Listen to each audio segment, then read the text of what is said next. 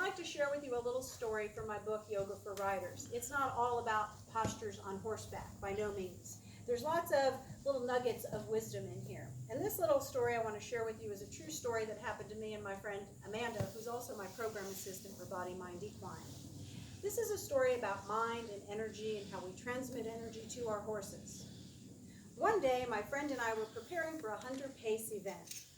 We were traveling on numerous wooded trails, riding in the manner which we would at the actual event, getting ourselves and our horses used to the pace and the challenges. Eventually, we came across a down tree on the trail. For whatever reason that day, I felt fearful about jumping the log.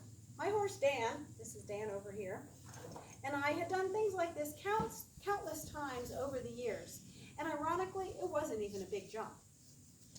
As I observed what my mind had to say about this challenge on that particular day, I also noticed my breathing became shallow, and I was even holding it at some points. Dan, who's a very capable and seasoned trail horse, stopped when we reached the log. He jigged and danced around, acting like he could not make it over the log. My panic rose.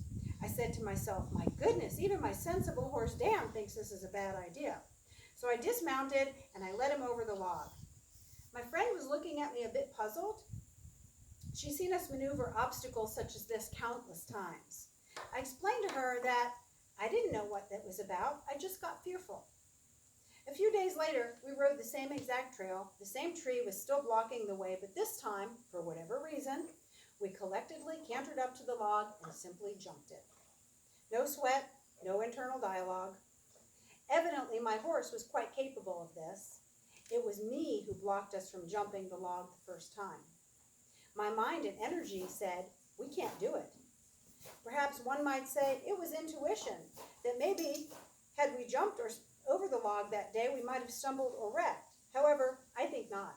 I think this is a perfect example of my mind doubting our capabilities and limiting us. That said, it's always better to err on the side of safety.